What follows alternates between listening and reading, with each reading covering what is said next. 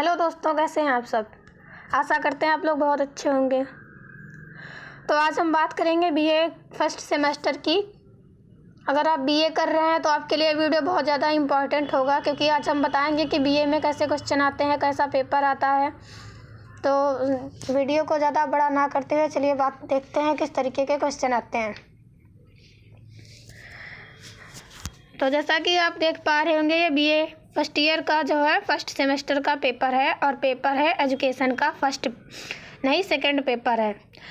अगर आपने एजुकेशन को मेजर में ले रखा है तो आपको 2 पेपर देने होंगे, और माइनर में है तो आपको 1 पेपर देना होगा, क्योंकि जो है इसमें 3 सब्जेक्ट होते हैं और 2 हमको मेजर में 1 माइनर में लेना होता है, जो बीए के 3rd ईयर में छोड़ देना पड़ता है। 2 ही से हमको बीए करना पड़ता है, ठीक है। तो चलिए हम देखते हैं कि किस तरीके के क्वेश्चन आते हैं। तो सबसे पहले देख लीजिए कि 75 नंबर हमको इसके मिलते हैं, 25 नंबर हमको असाइनमेंट के मिलते हैं, और जो है 10 क्वेश्चन दिए होते हैं हमको, 5 क्वेश्चंस के आंसर देने होते हैं। तो चलिए वीडियो को ज़्यादा बड़ा ना करते हुए हम बताते हैं कि कैसे क्वेश्चन आते हैं।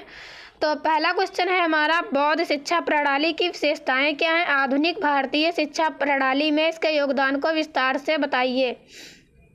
ये हमारा पहला क्वेश्चन है।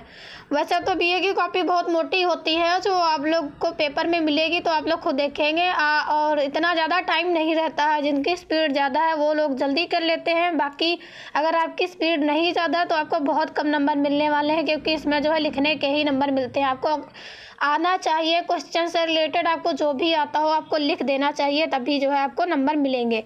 तो चलिए आगे देखते हैं दूसरा क्वेश्चन क्या है। तो दूसरा क्वेश्चन है हमारा, वैदिक शिक्षा प्रणाली की विशेषताओं का वर्णन कीजिए। उनके उद्देश्य, पाठ्यक्रम, शिक्षण विधियां और संगठन प्रणाली क्या थी? विस्तार से चर्चा कीजिए। ये वैदिक शिक्षा वो है जो हम लोग को पहले आर्य लोग देते थे, जो गुरुकुल में प्रदान की जाती थी। ये वो वाला क्वेश्चन है। तो उनका जो है पहले विशेषताएं उसकी लिखनी है, फिर उसके उद्देश्य लिखने हैं कि उनके उद्देश्य क्या थे, क्यों बच्चों को शिक्षा दी जाती थी। उसके बाद ही उनका पाठ्यक्रम क्या था, कौन सा सिलेबस था, वो लिखना है। शिक्षण विधियां जो थी वो किन विधियों से बच्चों को शिक्षा देते थे, ये लिखना है, ठीक है। तो आपको इसको डिटेल में करके हेडिंग बना करके डिटेल में ये हो गया हमारा तीसरा क्वेश्चन। सारे क्वेश्चंस के 15-15 नंबर मिलते हैं। बता रहे हैं 75 नंबर का हमारा पेपर होता है, 75 नंबर का जो है पेपर होता है, और 25 नंबर हमको असाइनमेंट के मिलते हैं, जो कॉलेज की तरफ से दिए जाते हैं, ठीक है। तो अगला क्वेश्चन देखते हैं। तो अगला क्वेश्चन है हमारा, वैदिक शिक्षा और बौद्ध शिक्षा प्रणाली के बीच समानताओं और असमानताओं की चर्चा कीजिए। जो समानता है और असमानता है उनके बीच चर्चा करनी है। तो वैदिक शिक्षा जो है वो गुरुकुल में दी जाती थी, और बौद्ध शिक्षा है जो वो मठ विहार थे उनमें दी जाती थी। तो आपको इनके बारे में जो है लिखना है, उनकी समानता और असमानता बतानी है, ठीक है। तो चौथा क्वेश्चन देख लेते हैं। चौथा क्वेश्चन है हमारा, मध्यकालीन शिक्षा प्रणाली के गुण एवं दोष लिखने हैं। तो मध्यकाल में जो शिक्षा प्रणाली थी उसके क्या गुण थे, क्या दोष थे, वो हमको लिखना है। आगे देखते हैं। आगे जो हमारा क्वेश्चन है 5वां, वो है कि मुस्लिम शिक्षा प्रणाली एवं मुख्य विशेषताओं की चर्चा कीजिए। ये आप लोगों को आता होगा, क्योंकि बहुत ही पेपर इजी है। सारे क्वेश्चन आपको आते होंगे अगर आपने अच्छे से थोड़ा भी पढ़ा है तो। और ये जो मुस्लिम शिक्षा प्रणाली के उद्देश्य एवं विशेषताएं लिखनी है, ये भी क्वेश्चन बहुत इजी है। जो है इसमें मदरसा में, और जो है उसमें मदरसा में एजुकेशन दी जाती थी, वही सब लिखना है।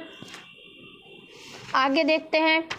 तो आगे हमारा है, प्राच्य पाश्चात्य विवाद क्या था? विवाद को समाप्त करने में मैकाले का स्मरण पत्र 1835 की भूमिका का वर्णन कीजिए। ये भी बहुत अच्छा क्वेश्चन है, और इसका आंसर बहुत इजी है। आई होप आप लोगों को आता होगा। ये देखिए क्वेश्चन जो है, प्राच्य और पाश्चात्य विवाद क्या था? विवाद को समाप्त करने में मैकाले का स्मरण पत्र 1835 की भूमिका का वर्णन कीजिए। प्राच्य और पाश्चात्य वही था जो कि है, जो इसमें ये था कि मैकाले का कहना था ना कि वो पहले वो जो जमींदार थे, जो ज़्यादा सक्षम लोग थे, उनको शिक्षा दी जाए। और एक निस्यंदन सिद्धांत जो था, जिसको छन्नीकरण भी कहते हैं, कि उनका कहना था कि पहले उच्च लोग जो हैं, जो अमीर हैं, उनको शिक्षा दी जाए, उन्हीं से छनके, इसीलिए इसको निस्यंदन का सिद्धांत भी कहा गया। वहाँ से जो है गरीब लोग जो हैं, जो निम्न में हैं, उनको मिल जाएगी खुद से, ये मैकाले ने कहा था। ये वही वाला क्वेश्चन है और जो है ये वही लिखना है आप लोगों को।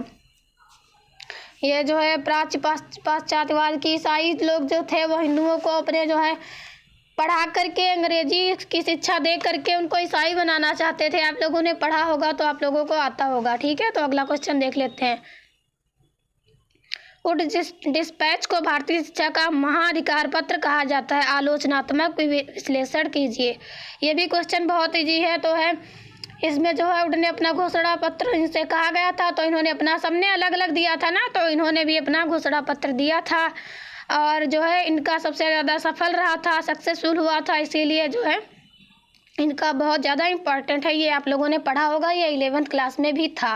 ये सारे क्वेश्चन जो हैं वो 11th में भी थे। अगर आपके पास 11th में एजुकेशन थी तो आपको पेपर बहुत इजी लगेगा, टफ बिल्कुल भी नहीं है। सारे क्वेश्चन इजी हैं और आई होप आपको सारे क्वेश्चन आते होंगे। चलिए आगे देखते हैं। विश्वविद्यालय शिक्षा आयोग 1948 द्वारा दिए गए सुझाव एवं सिफारिशें क्या थी?